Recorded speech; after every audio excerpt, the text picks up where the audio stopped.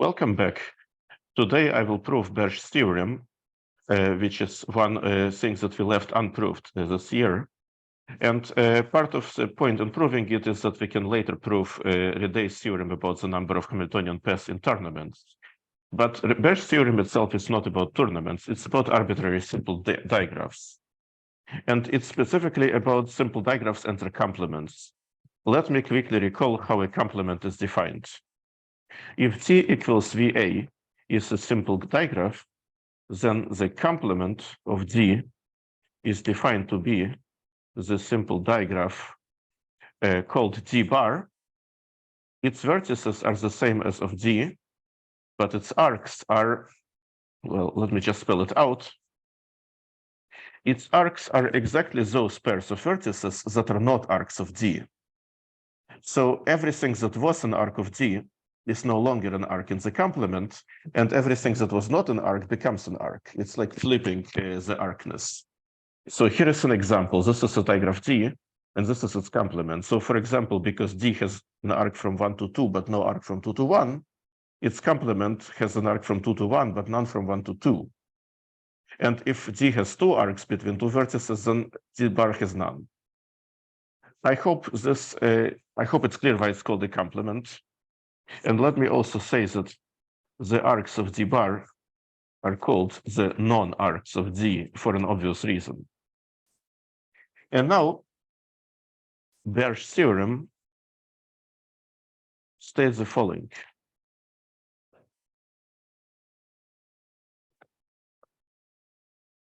Let D be a simple digraph.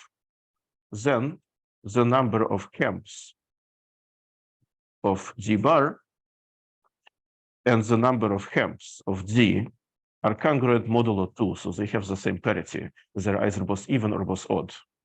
Here, as usual, Ham is short for Hamiltonian pairs. And this should be absolutely surprising. There is no obvious reason why it should be the case.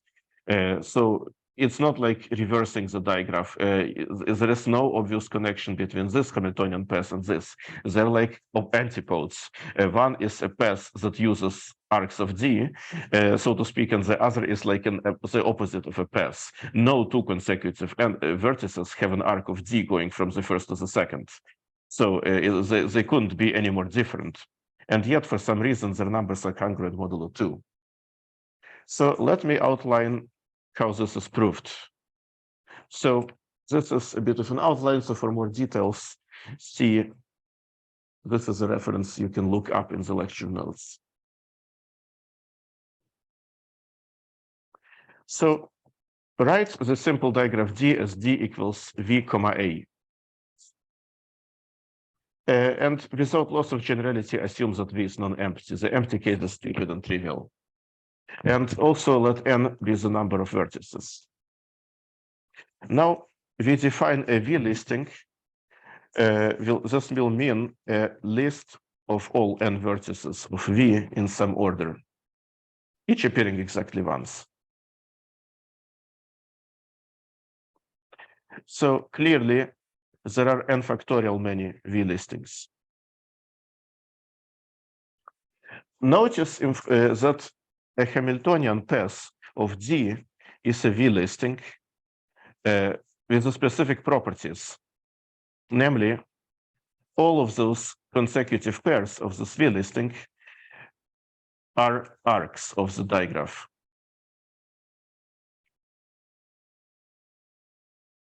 Recall that this notation UV really stands for the pair U comma V. It's not a product or something. Now, a Hamiltonian path of D bar is a V listing with the opposite property. All of those pairs are now, they should be arcs of D bar, which means non-arcs of D. Okay, at least now we have brought down this congruence to a congruence between numbers of V listings with certain properties. So in a way, we've put them on the same footing. So, of course, most V listings are neither Hams of D nor Hams of D bar, because some of those will be arcs and some of those will be non-arc. So let's see how we can connect those two extreme cases. First, some notation. If I see I'm using sigma in my old notes, maybe let me keep it to sigma. So if sigma is a V-listing, then we define its arc set, which we call P of sigma, to be sigma 1, sigma 2, dot, dot, dot, sigma 2, sigma 3, dot, dot, dot, sigma n minus 1, sigma n.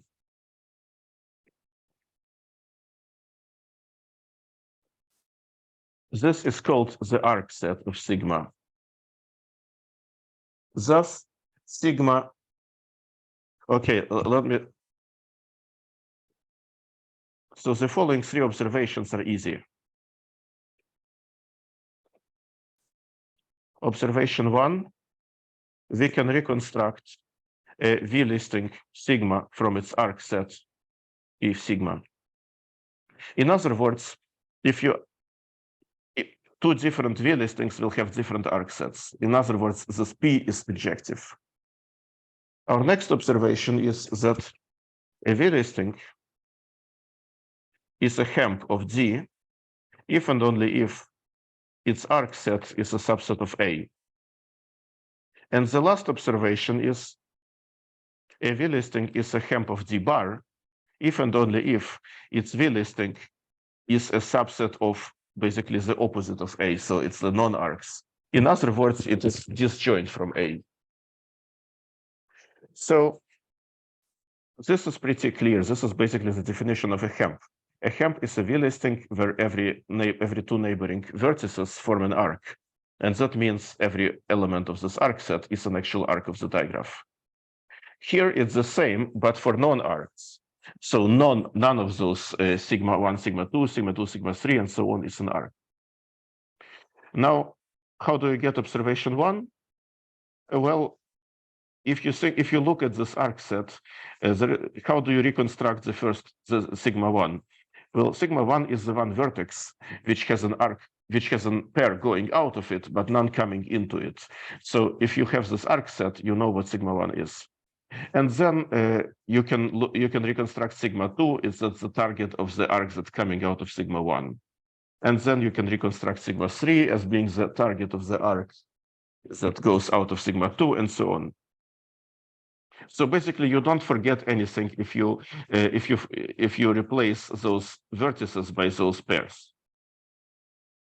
So far, so good. Now let n be the number of all pairs sigma b, where sigma is a V-listing and B is a subset of A satisfying B subset P of sigma. So sigma is a V-listing, it's a way to list the vertices, and B is a set of arcs of D, so it's a subset of A, that is also a subset of P sigma. So it's a set of basically those arcs that are also arcs of A. We shall now double count n. So if you've seen a proof by double count, this is one of those proofs. You count n in one way, you count n in another way, you conclude that the results are the same, and so you get an equality. Or in our case, it will be a congruence, not an equality, but that's fine. We want a congruence. So on the one hand, n is the sum over all V listings of n sigma, where n sigma, now what is n sigma? Is the number of subsets B of A satisfying B subset P of sigma. That's basically what you get if you count it according to sigma.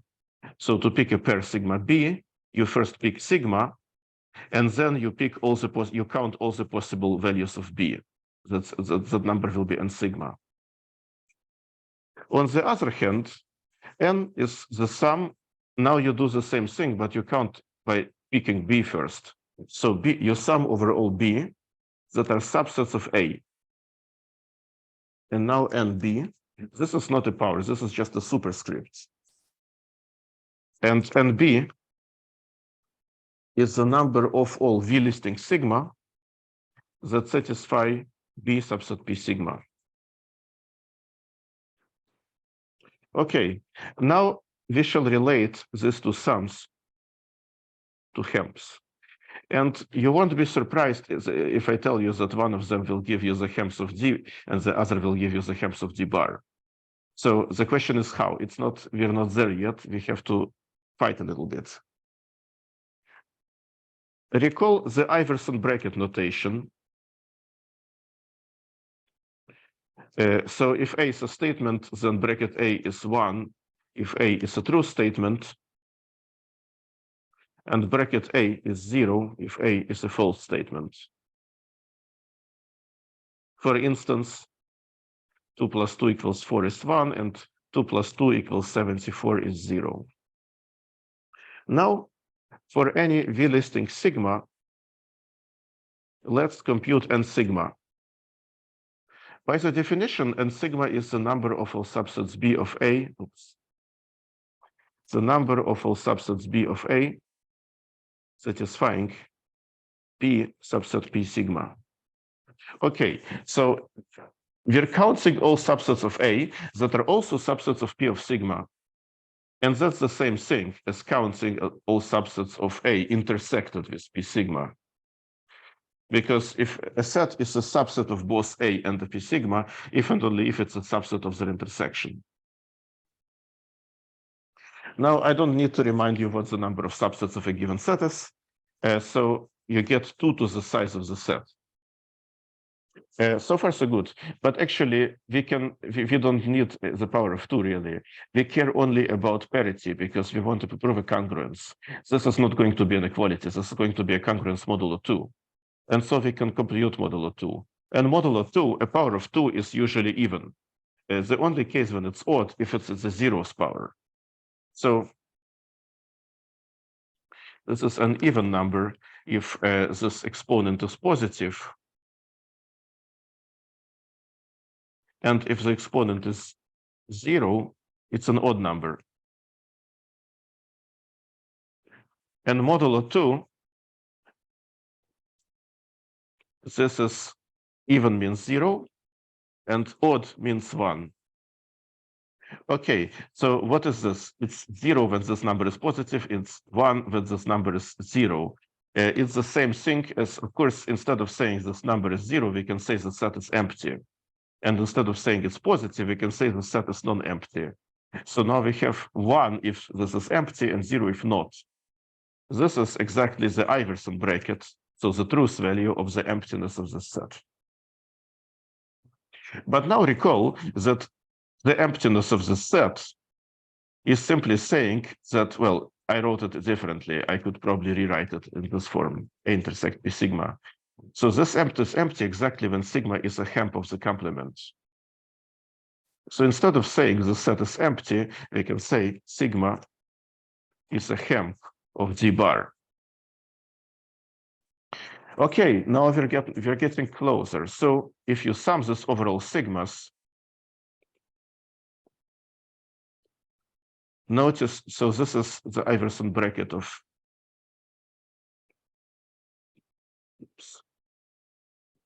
being a Hemp. So you're summing this thing. And now what happens if you sum this Iverson bracket? Whenever sigma is a Hemp, the summand is a 1. Whenever sigma is not, it's 0. So you're summing a bunch of 1s and a bunch of 0s. And what you get is, of course, the number of 1s because the 0s do not count. So you get the number of V listing sigma that are Hemps of D bar. And this is simply the number of Hemps of D bar because any Hemp of D bar is a V listing. So, of course, if you're looking for the Hemps, you can look among the V listings. Okay, and let's not do what I just did. Let's not forget that we're working modulo 2. We're not working with equalities here. I forgot to say modulo 2, of course. This is not literally equal.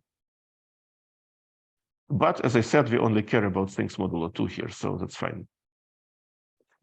Okay, so we computed n modulo 2 and we got this. Now let's compute n modulo 2 again in a different way and hopefully get this. This is a trickier situation. So now let us work with the other expression for sigma, for n. Which other I mean? I mean this one. So since we work modulo 2, we need to care only about the number of subsets B of A, for which n to the b, keep in mind, this is a superscript, not an exponent, is odd. Because for every odd addend, the sum gains a 1 modulo 2, and for every even addend, the sum doesn't change modulo 2. So if you care about it modulo 2 only, you only need to know how many odd addends it has. So where do those odd addends come from? So what must be satisfied in order for n to the b to be odd? Let's analyze it. So let B be a subset of A, for which n to the b is odd. Thus, in particular, n to the b is positive, so that there exists a V-listing sigma that satisfies B subset of P sigma. That's already a good, because an odd number cannot be 0. So we shall now draw a few conclusions from this. First, a definition.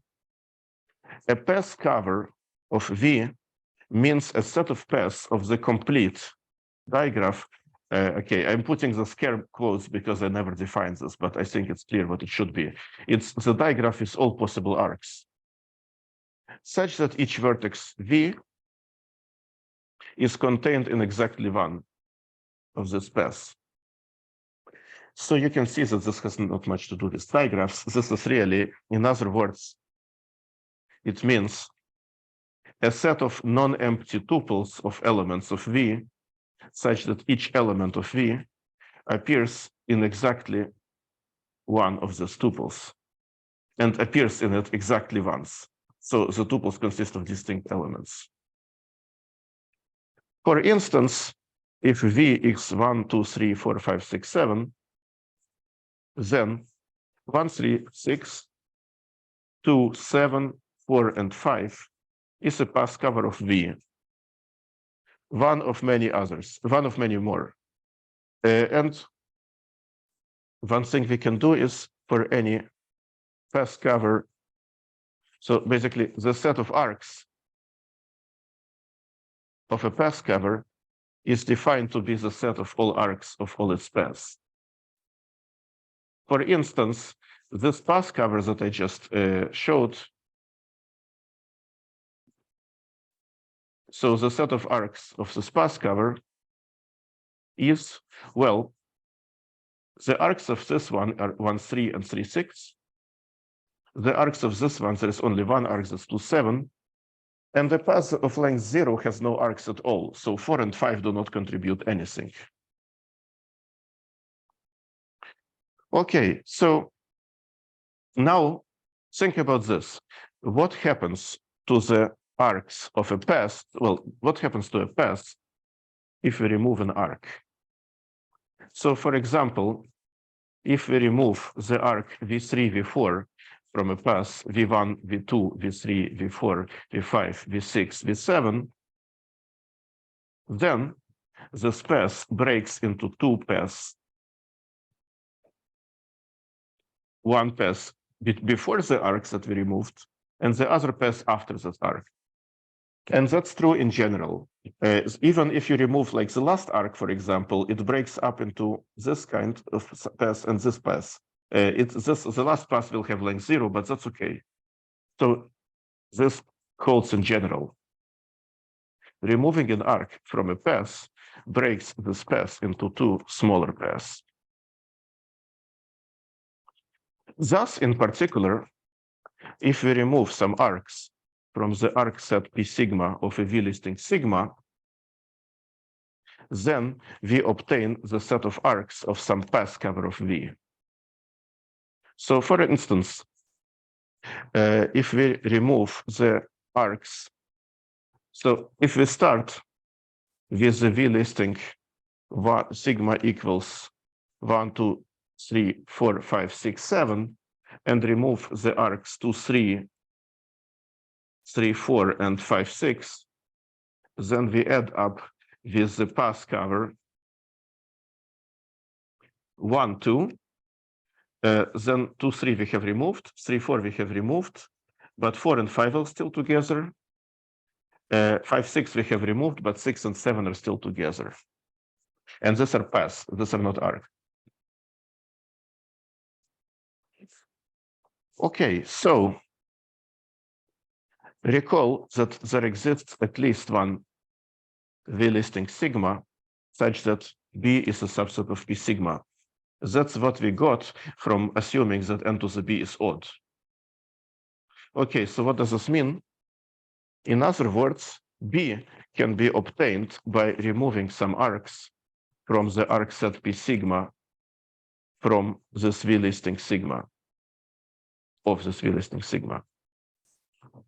Thus, by what we just proved in the previous paragraph, B is the arc set of some path cover of V.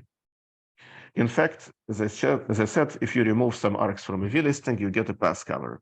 And so you have a path cover. Let us say that this path cover consists of exactly R paths. Then I claim that the number of, so remember what this n to the B is, right? N to the B is the number of all V-listing sigma that satisfy P is a subset of P sigma. That's just the definition of n to the B.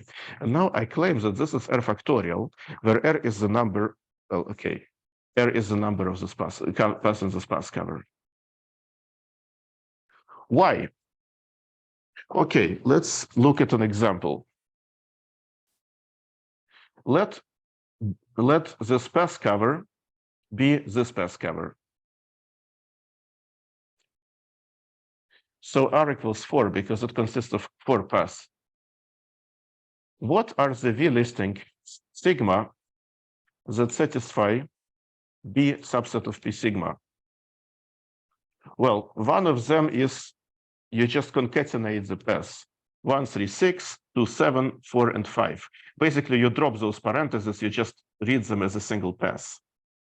In that case, you get a V-listing because every vertex appears exactly once. And this V-listing has this nice property that every arc of this path cover is also an arc of this V-listing, because neighboring vertices are neighboring vertices here. So this is obtained by concatenating all the R paths in our path cover. But actually, there is no specific ordering here. You can reorder them at will. It will be the same path cover. So you can concatenate them, these R paths, in R factorial many different ways, because you can choose any of the R factorial many possible orderings. You can, for example, you can start with 4, this one, then you move on to 2, 7, then 5, and then 1, 3, 6. This is also a concatenation of those 4 paths, and again, it has the properties that everything that was adjacent in the path here will be adjacent in this V-listing. And every of those possible orders gives a different concatenation. That's pretty easy to see. So we have found R factorial many different V-listing sigma that satisfy P subset P of sigma. It is easy to see that there are no other such V-listing sigma, because any V-listing sigma with this property must be a concatenation of those paths in some order. The reason is simply that once you pick a vertex from one of those paths, the next vertex must be the next vertex on the path, and the previous vertex must be the previous vertex on the path. So basically, every path from this path cover must appear in the contiguous block in your V-listing.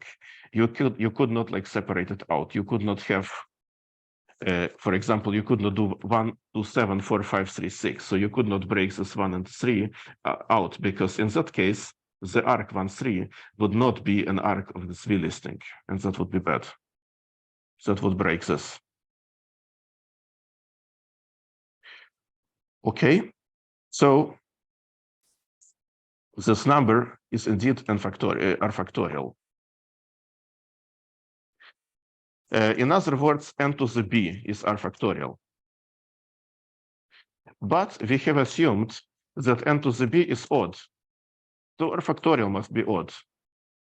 When is the factorial odd? Well, r factorial is 1 times 2 times dot dot dot times r. And this 2 already makes it even unless there is no 2, unless r is 1 or 0. So clearly, r factorial can only be odd if r is at most 1. Otherwise, r factorial has a factor of 2 in it. So we must have r at most 1. And thus r is at least 1, because we assume that there is at least one vertex, and you cannot cover at least one vertex with 0 paths. So this renders r equals 0 impossible. In other words, our path cover consists of a single path. Okay, now the plot thickens, because now what is a path cover that consists of a single path? It's basically just a single path with an extra pair of set braces uselessly put out around it. Okay, so we have shown the following. If B is a subset of A such that n to the B is odd, then B is the set of arcs of a path cover that consists of a single path. A single path is, of course, just the same as a V-listing.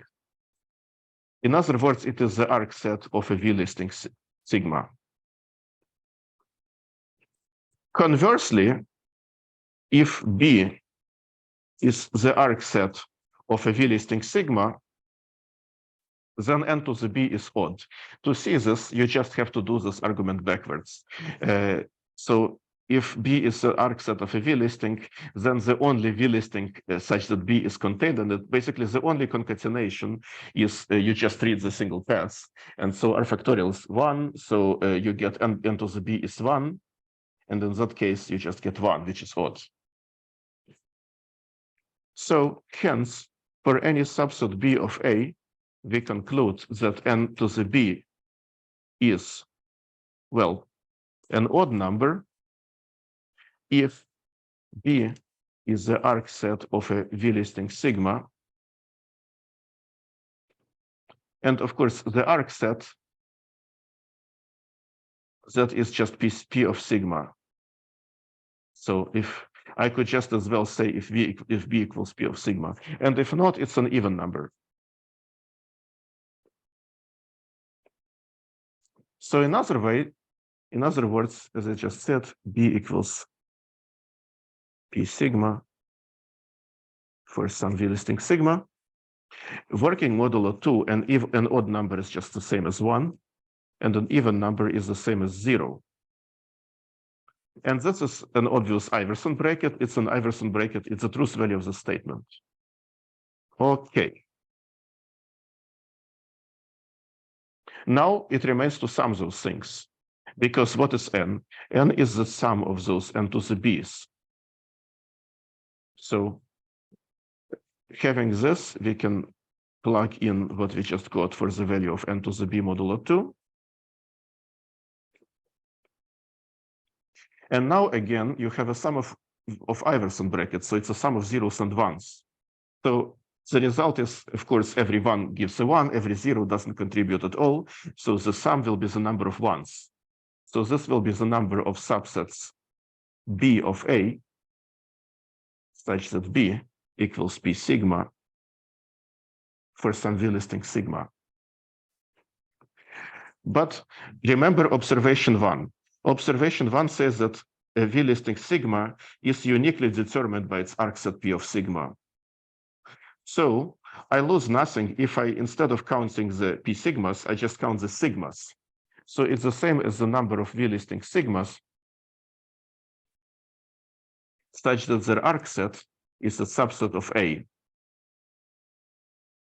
So because observation 1 shows that there is a one-to-one correspondence between the V-listing sigma and their arc sets P sigma. So instead of counting the arc sets, we count the sigmas themselves.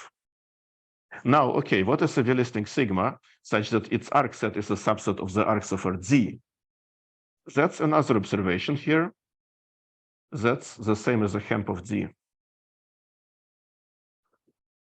So it's the number of hemps of Z. And this is all modulo 2.